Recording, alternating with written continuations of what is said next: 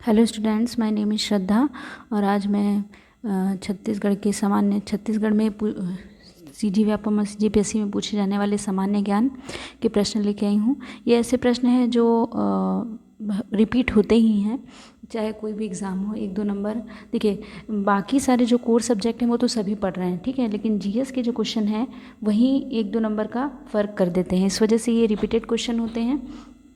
तो चलिए एक बार देख लेते हैं, ये ज़रूर इसमें से 1-2 प्रश्न तो आने की संभावना है ही। तो चलिए आगे पढ़ लेते हैं, देख लेते हैं इसको। क्वेश्चन नंबर 1 है हमारा, वैशेषिक सूत्र किस ऋषि द्वारा लिखे गए थे?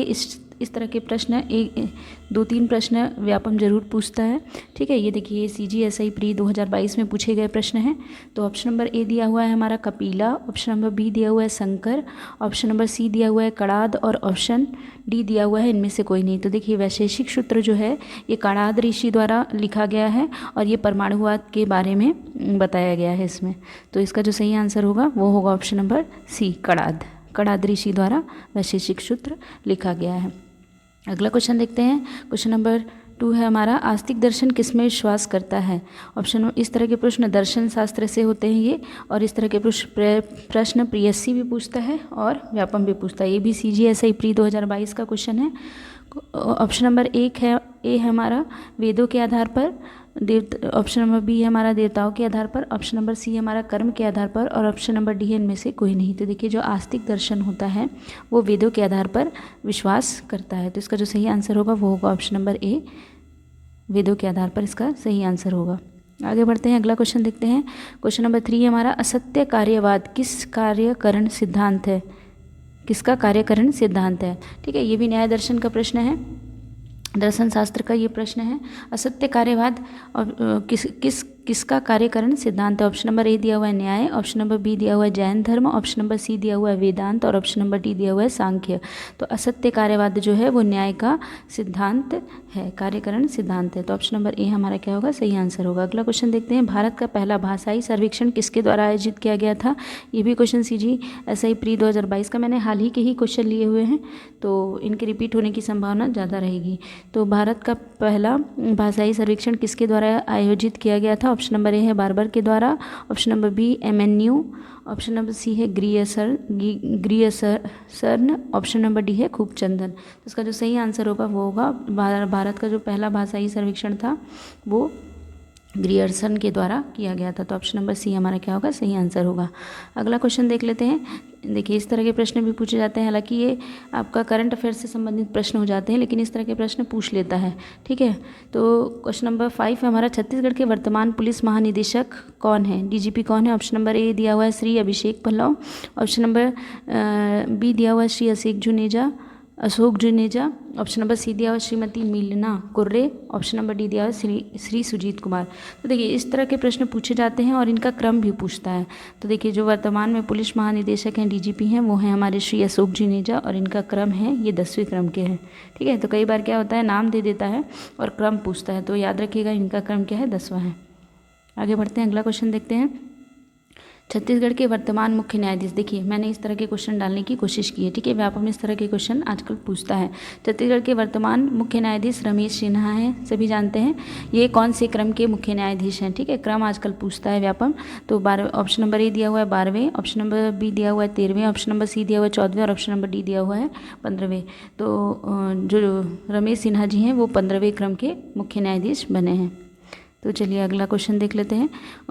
मुद्रास्फीति की अवधि में क्या होता है? ऑप्शन नंबर ए दिया हुआ है वस्तुओं की कीमत बढ़ती है, ऑप्शन नंबर बी, ये इकोनॉमिक्स का प्रश्न है, ठीक है, ये इकोनॉमिक्स का प्रश्न है जो पूछा जाता है। ये क्वेश्चन, इस तरह के क्वेश्चन तो बहुत बार रिपीट होते हैं।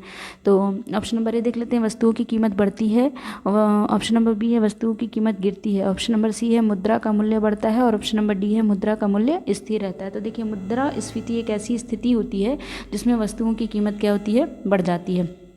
तो इसका जो सही आंसर होगा वो होगा ऑप्शन नंबर ए, ठीक है। मुद्रास्फीति की कंडीशन में क्या होता है? वस्तुओं की कीमत बढ़ती है। आगे बढ़ते हैं, अगला क्वेश्चन देखते हैं। निम्न में से किसे वेतन नहीं दिया जाता है? ऑप्शन नंबर ए है राष्ट्रपति, ऑप्शन नंबर बी है उपराष्ट्रपति, ऑप्शन नंबर सी है स्पीकर, ऑप्शन नंबर डी है राज्यसभा के नामित सदस्य। देखिए ये क्वेश्चन पॉलिटी का क्वेश्चन है, ठीक है।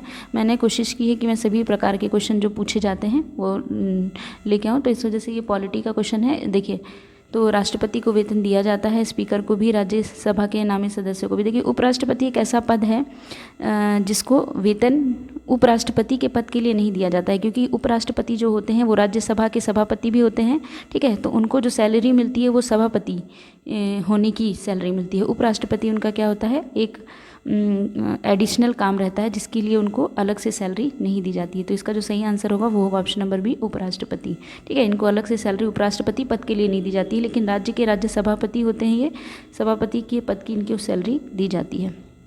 तो चलिए आगे बढ़ते हैं, अगला क्वेश्चन देखते हैं हम।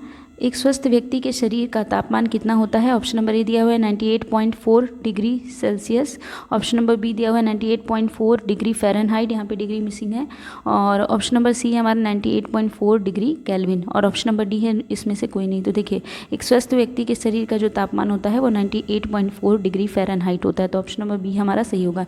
ये CGPSC स्टेट इंजीनियरिंग सर्विसेज 2021 में पूछा हुआ प्रश्न है, और ये उसमें भी पूछा गया था, क्या बोलते हैं, महिला सुपरवाइज़र में भी क्वेश्चन रिपीट हुआ था। तो चलिए आगे बढ़ते हैं, अगला क्वेश्चन देखते हैं। फलों के वैज्ञानिक अध्ययन को क्या कहा जाता है? इस तरह के प्रश्न भी बहुत ज़्यादा पूछे जाते हैं कि फलों के वैज्ञानिक अध्ययन को क्या कहा जाता है, पर्यावरण के अध्ययन को क्या कहा जाता है। इस वजह से ये क्वेश्चन मैं लेके आई हूँ। फलों के वैज्ञानिक अध्ययन को क्या कहा जाता है? ऑप्शन नंबर ए दिया हुआ है इकोलॉजी, ऑप्शन नंबर बी दिया हुआ है पोमोलॉजी, ऑप्शन नंबर सी दिया हुआ है एंथोलॉजी, और ऑप्शन नंबर डी दिया हुआ है न्यूरोलॉजी। तो देखिए जो फलों का अध्ययन होता है उसको हम लोग पोमोलॉजी कहते हैं। ऑप्शन नंबर बी सही आंसर होगा। इकोलॉजी पर्यावरण के अध्ययन को कहा जाता है, और न्यूरोलॉजी न्यूरॉन्स के जो अध्ययन होते हैं उनके लिए इसका प्रयोग किया जाता है। ये भी CGPSC SES 2021 में पूछा हुआ प्रश्न है। तो ये सब इम्पॉर्टेंट प्रश्न है।